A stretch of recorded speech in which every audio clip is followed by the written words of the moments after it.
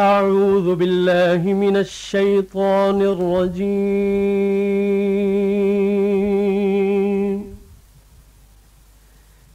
بسم الله الرحمن الرحيم.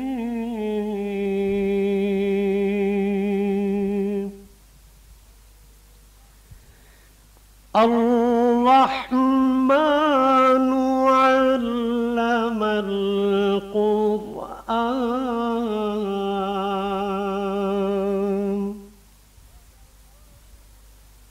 خلق الإنسان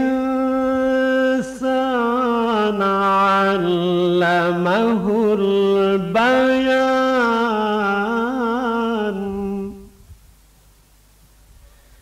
الشمس والقمر بحسبان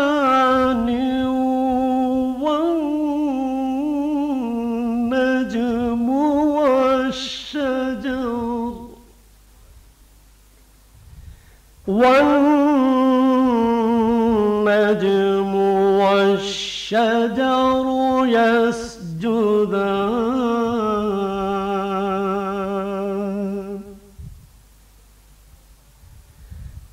والسماء رفعها ووضع الميزان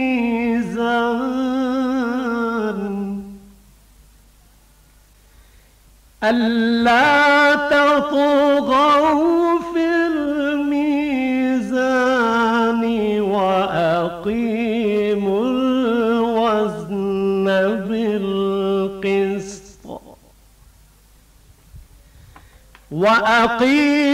الوزن بالقسط ولا تخسروا الميزان.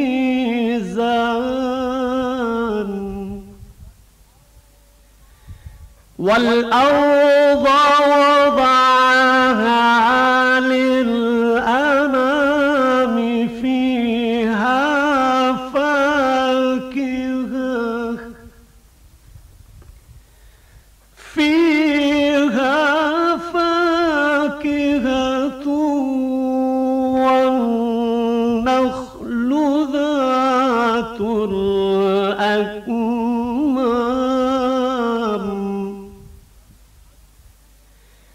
والحب ذو العصف والريحان.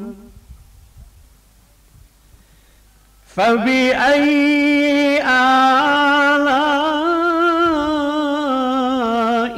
ربكما تكذبان.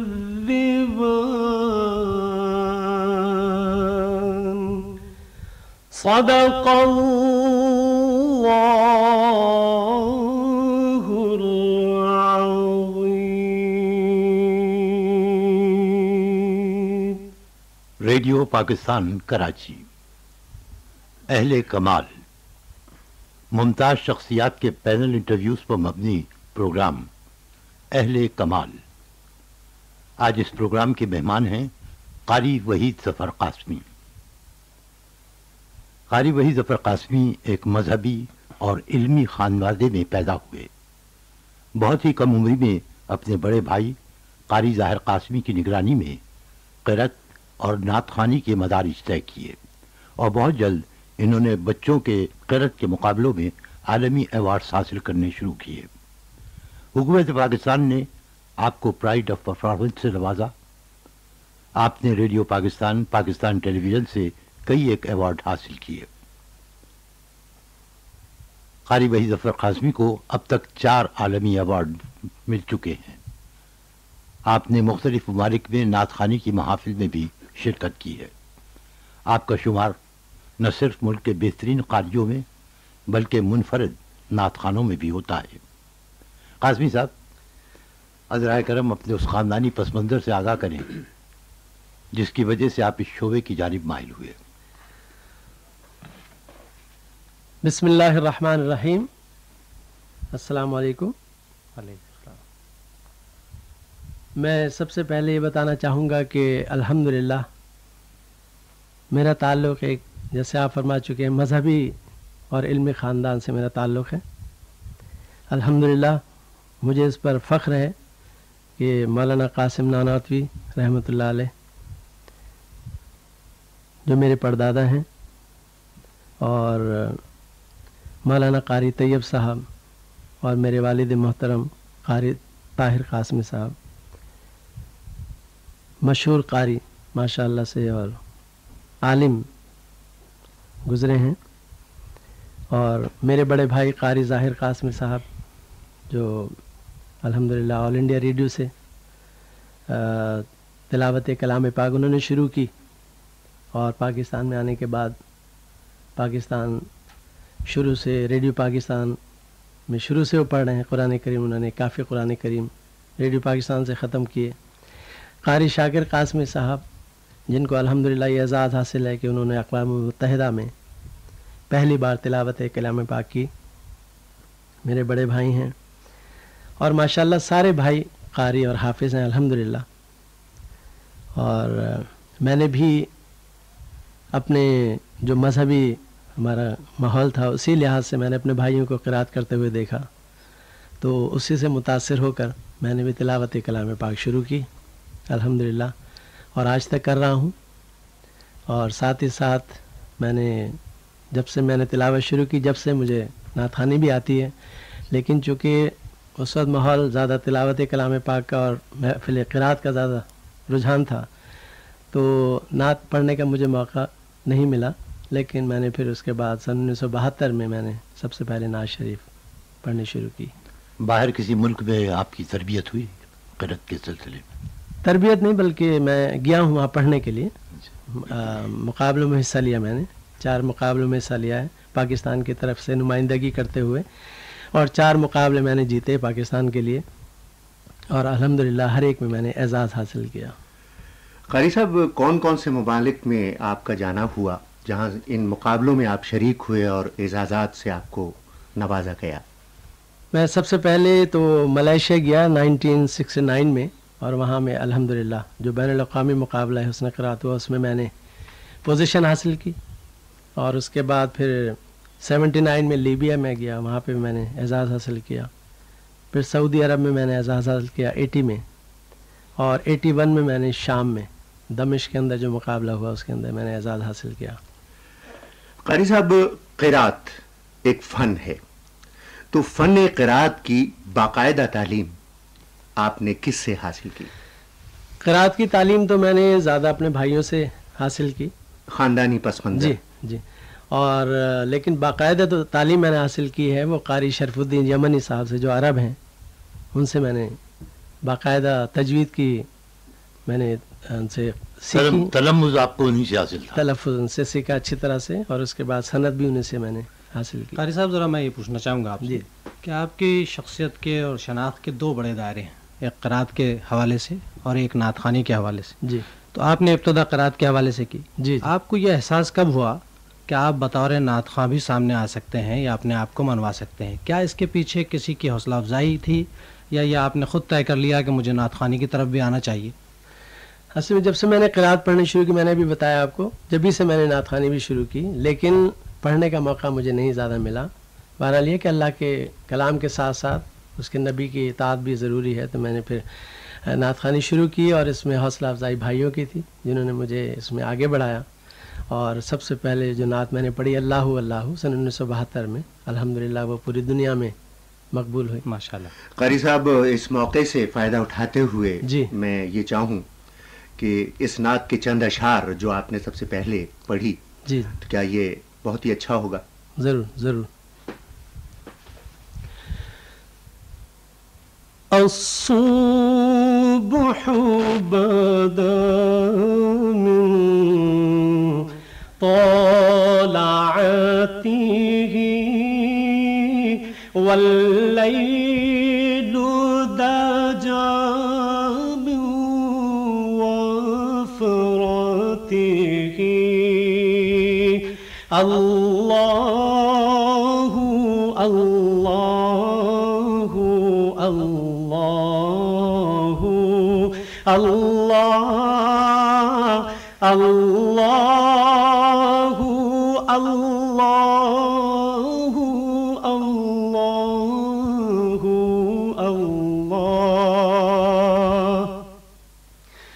ساعتی شجر نفق الحجر شق القمر بإشارته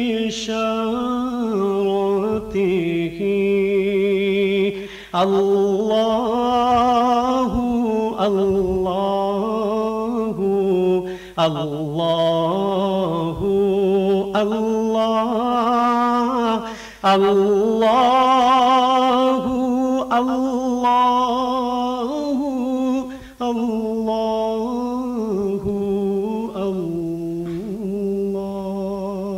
سبحان اللہ سبحان اللہ۔ قاری صاحب، ایک بات میں یہاں آپ سے اور پوچھتا چلوں، آپ کو صدارتی تمغہ برائے حسن کارکردگی عطا ہوا، جی، علاوہ ازیں اور بھی بے شمار انعامات اور اعزازات آپ کو ملے، تو میں چاہوں گا کہ ان کی تفصیلات اگر آپ بتائیں۔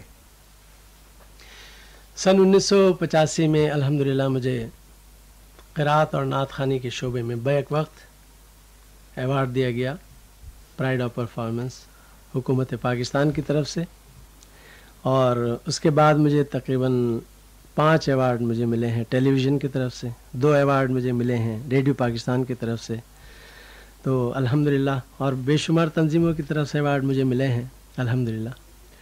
نعت پڑھتے وقت تلاوت تو چونکہ ابتدا تلاوت سے آپ نے کی، جی، اور آپ قاری ہیں، جی جی، نعت پڑھتے وقت آپ کو کیسا محسوس ہوتا ہے؟ میں خصوصاً اس جانب آپ کی توجہ دلاؤں گا کہ کلام کا انتخاب یہ ایک بہت مشکل کام ہے، تو آپ کلام کا انتخاب کس طرح کرتے ہیں؟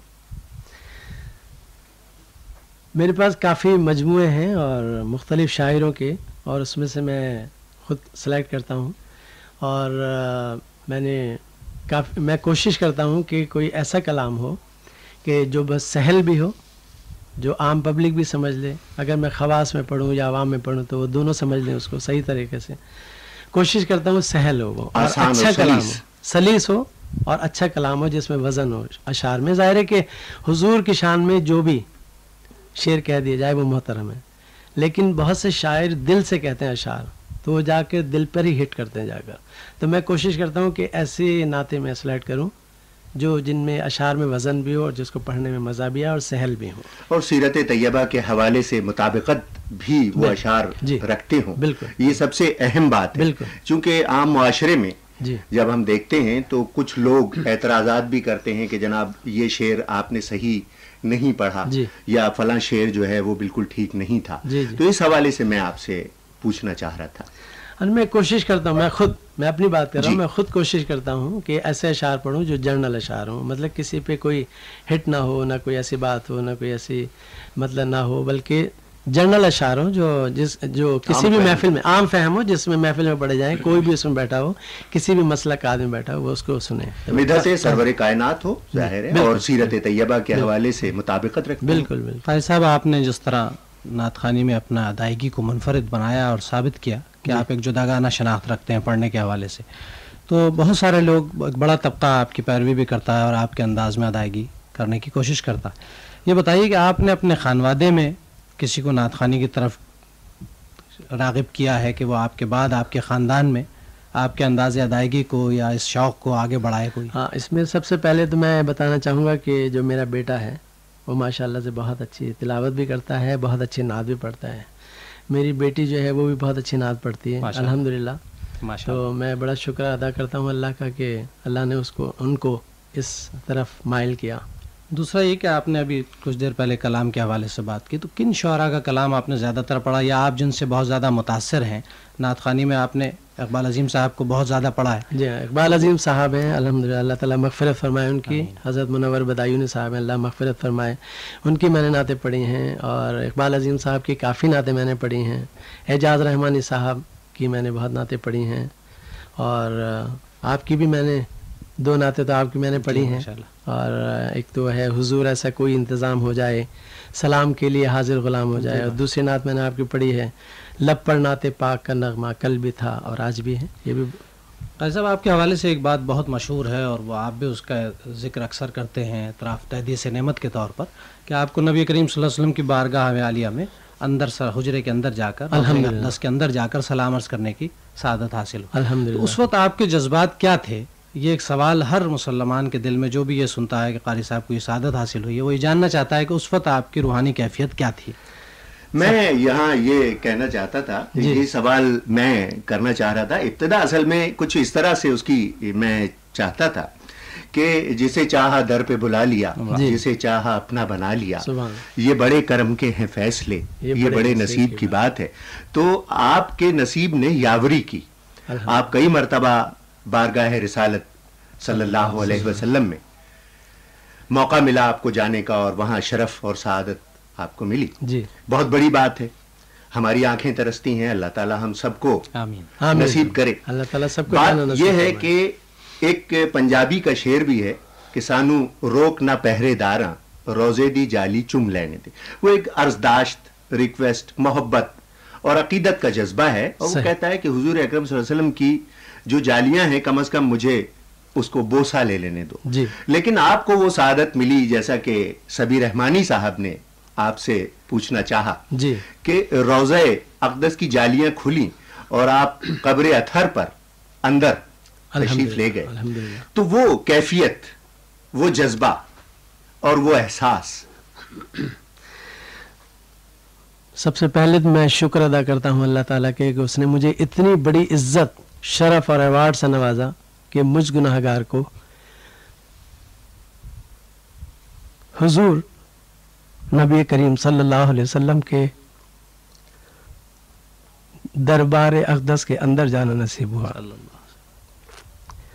وہاں کا منظر اور وہاں کی کیفیت تو جو وہاں حضور کے دربار میں جاتے ہیں وہ بھی بیان نہیں کر سکتے۔ میں تو اندر گیا ہوں تو وہ منظر تو میں الفاظ میں بیان کر ہی نہیں سکتا ہوں۔ لیکن اعجاز رحمانی صاحب کی جو نعت ہے یہ میرے دل کی ترجمانی ہے، جو وہاں میری کیفیت تھی، جو محسوس ہو رہا تھا۔ تو میں یہ نعت آپ کو سنا دیتا ہوں، آپ جی ماشاءاللہ، اس سے آپ کو پتہ چلے گا کہ میرے دل کی کیا کیفیت تھی اور کیا ترجمانی، میرے دل کی ترجمانی کس طرح سے وہاں پہ ہوئی۔ میں چپ کھڑا ہوا ہوں دربار مصطفیٰ میں چپ کھڑا ہوا ہوں دربار مصطفیٰ میں چپ کھڑا ہوا ہوں دربار مصطفیٰ میں آنکھوں سے بولتا ہوں دربار مصطفیٰ میں میرا وجود جیسے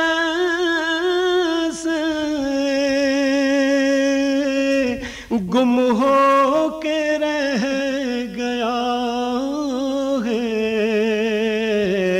خود سے بچھڑ گیا ہوں دربار مصطفیٰ میں خود سے بچھڑ گیا ہوں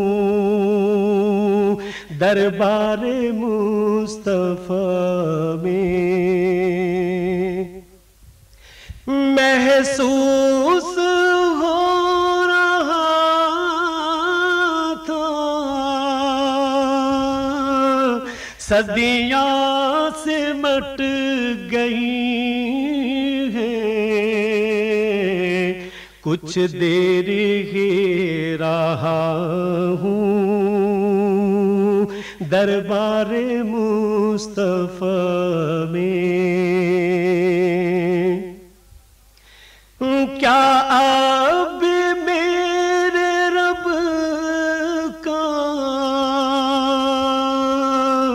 مجھ پر کرم نہ ہوگا، اب تو میں آ گیا ہوں دربار مصطفیٰ میں، آنسو ندامتوں کے ہے چشم تر سے جاری، چھپ چھپ کے رو رہا ہوں دربار مصطفیٰ میں، کرنیں نکل رہی ہیں میرے وجود سے بھی، خورشید بن گیا ہوں دربار مصطفیٰ میں۔ سبحان اللہ سبحان اللہ۔ قاری صاحب بہت خوبصورت آپ نے ترجمانی کی۔ ایک بات میں یہاں اور پوچھتا چلوں، تلاوت کلام پاک یا نعت رسول مقبول صلی اللہ علیہ وسلم پڑھتے وقت محافل کے تقدس کا کس طرح خیال رکھنا چاہیے؟ دیکھیں، سب سے پہلے تو میں یہ عرض کروں گا آپ سے کہ جب ہم محفل میں بیٹھے ہوتے ہیں تو ہمیں چاہیے کہ حضور کی محفل ہے، حضور صلی اللہ علیہ وسلم کی محفل ہے، اس میں ہمیں بڑے ادب کے ساتھ، بڑے خلوص کے ساتھ بیٹھنا چاہیے، اور محفل کے آداب کا خیال رکھتے ہوئے ہمیں گفتگو سے پرہیز کرنی چاہیے۔ عام طور پہ میں نے محفلوں میں دیکھا ہے کہ نعت خواں نعت پڑھ رہا ہے اور لوگ آپس میں باتیں کر رہے ہیں، تو یہ اچھا نہیں معلوم ہوتا ہے، وہ محفل کے آداب کے خلاف ہے۔ بڑے ادب و لحاظ کے ساتھ ہمیں بیٹھ کر اس کے تقدس کا خیال رکھتے ہوئے، اور ساتھ میں یہ بھی دیکھتے ہوئے کہ ہم کس کی شان میں نعت پڑھ رہے ہیں، کس کی شان میں ہم اشعار کہہ رہے ہیں، کتنی بڑی ہستی ہے وہ جس کے لیے اللہ نے پوری کائنات کو تخلیق کر دیا۔ تو ہمیں یہ خیال رکھتے ہوئے بڑے ادب کے ساتھ، بڑے خلوص کے ساتھ اس محفل میں بیٹھنا چاہیے۔ مطلب پڑھنے والے کے لیے بھی اور سننے والے کے لیے بھی اور پڑھنے والے کے لیے لازم ہے۔ بالکل بالکل۔ قاری صاحب، آپ نے نعت خوانی کے فن کو جس مقام پر پہنچایا ہے، جی، اور نعت خوانی کے فن نے آپ کو جس مقام پر پہنچایا ہے، دونوں علیحدہ علیحدہ زاویے ہیں، لیکن میں یہ پوچھنا چاہتا ہوں کہ یہ شعبہ بہت ترقی پا رہا ہے اور اس میں بہت نئے سے نئے لوگ آ رہے ہیں اور بڑی محنت کر رہے ہیں، جی، تو کیا آپ اس بات سے مطمئن ہیں کہ ہمارے نئے نعت خواں حضرات جو ہیں وہ ان کا انداز ادائیگی جو ہے وہ اسی طرح مؤدب ہے جس طرح آپ سے کچھ عرصے پہلے، یعنی آپ کا جو بیچ ہے ہمارے سامنے، اس میں بڑا واضح ایک فرق آیا ہے، اور بہت سارے لوگ اس پر معترض بھی ہوتے ہیں اور بہت سارے لوگ اس کو پسند بھی کرتے ہیں، لیکن یہ کیا اس سلسلے کو آگے لے جا سکیں گے، اور یہ پاکیزگی کی اور طہارت کی جو فضا ہے اور قبولیت کی جو فضا ہے یہ قائم رہے گی؟ دیکھیے سبھی بھائی، ایک تو سب سے پہلی بات تو یہ ہے کہ ہمیں یہ خیال رکھنا چاہیے کہ ہم، ظاہر ہے کہ میں نے ابھی بتایا کہ حضور کی شان میں ہم جی ہاں، جب نعت پڑھتے ہیں تو ہمیں اس کا ادب کا خیال رکھنا چاہیے۔ دوسری یہ کہ ہمیں یہ ہے کہ آج کل جو بچے پڑھ رہے ہیں بہت اچھا پڑھ رہے ہیں، سارے بچے بہت اچھا پڑھ رہے ہیں، لیکن میں نے دیکھا ہے، جو میری مطلب آبزرویشن ہے وہ یہ ہے کہ وہ محنت نہیں کر رہے، وہ جتنی محنت ان کو کرنی چاہیے وہ محنت نہیں کر رہے ہیں، بلکہ کوشش یہ کرتے ہیں بھائی جہاں سے اگر کوئی ایسا مل جائے تو ہم پڑھ لیں۔ بہت کم ایسے ہیں جو محنت کر رہے ہیں، بہت کم، لیکن زیادہ تر جو ہے، قاری صاحب اس میں اور ہر چیز میں محنت کی ضرورت ہے۔ ایک سوال اور اس سے پیدا ہوتا ہے کہ کیا ہمارے یہاں کوئی ایسا انسٹیٹیوشن ہے جو نئے آنے والے کو یہ بتا سکے یا یہ تربیت دے سکے کہ نعت خوانی یہ ہے اور اسے اس طرح ایسا ہے تو نہیں، لیکن ہمارے سینئر ثنا خانوں نے بہت کم جگہوں پہ شاید ایسا ہے، لیکن ایسا کوئی بڑا ادارہ نہیں ہے۔ اس شعبے میں ایک معلم کی حیثیت اختیار کر گئے ہیں، کیا آپ نے کچھ اپنے شاگردوں کو اس طرف تربیت دی ہے؟ کوئی آپ کا ایسا شاگرد جس کا آپ نام بتانا پسند کریں گے بھائی یہ میرے بہت سے شاگرد اس میں پڑھتے ہیں، نعت بھی پڑھتے ہیں، تلاوت بھی۔ ام حبیبہ ہیں جنہوں نے بھی میرے سے سیکھا ہے، اور خالد حسین ہیں، اور جاوید اختر ہیں، روشن آرا سمد ہیں، انہوں نے میرے سے تلاوت بھی سیکھی ہے، اور الحمدللہ نعت خوانی میں بھی ان کا بڑا ایک مقام ہے۔ قاری صاحب، سبی رحمانی صاحب نئی نسل کے حوالے سے گفتگو کر رہے تھے، جی، نعت کا انداز آپ نے فرمایا تلاوت کے حوالے سے بھی, نعت کے حوالے سے بھی. جی. تو ایک بات اور جو خاصی یعنی لوگوں میں ناپسندیدگی کی نگاہ سے دیکھی جاتی ہے وہ یہ کہ اکثر ثنا خان فلمی گانوں کے انداز میں نعتیں پڑھتے ہیں, تو کیا یہ مناسب ہے؟ نہیں, یہ تو خیر مناسب نہیں ہے. کوشش تو یہ کرنی چاہیے کہ اس سے ہٹ کے پڑھا جائے, اور زیادہ تر میں نے دیکھا کہ آپ صحیح کہہ رہے ہیں کہ بہت سے حضرات فلمی گانوں میں بہت زیادہ پڑھتے ہیں, لیکن اس سے پرہیز کرنا چاہیے. اب جہاں تک یہ ہے کہ طرزوں کا تعلق ہے, اب اتنی طرزیں بھی لوگ کہاں سے لائیں گے, کچھ نہ کچھ تو کہیں نہ کہیں.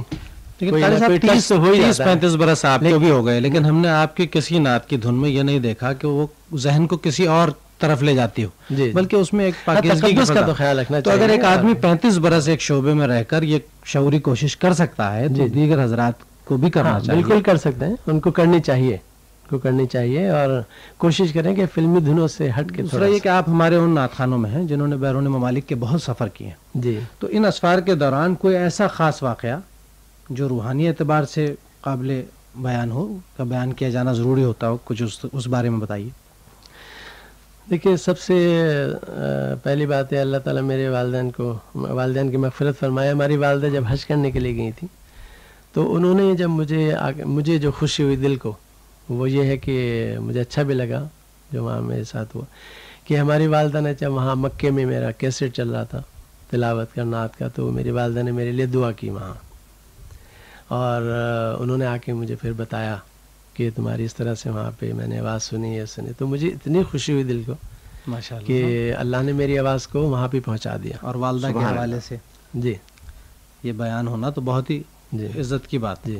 آپ نے بہت سارے سفر کیے, گزشتہ سال ہم کینیڈا بھی گئے تھے مسجد کے افتتاح میں. جی. تو آپ نے وہاں بھی دیکھا کہ بہت ساری جگہوں پر بہت شدید ضرورت ہے کہ نعت خوانی کا شوق اور جذبہ تو بہت ہے, جی, لیکن وہاں تربیت کے لیے مراکز نہیں ہے. صحیح. تو اگر کوئی ایسا مرکز قائم ہوتا ہے اور آپ کو یہ آفر کی جاتی ہے کہ آپ اس میں تربیت دیں, تو آپ کا کیا اس کے لیے تیار ہوں گے؟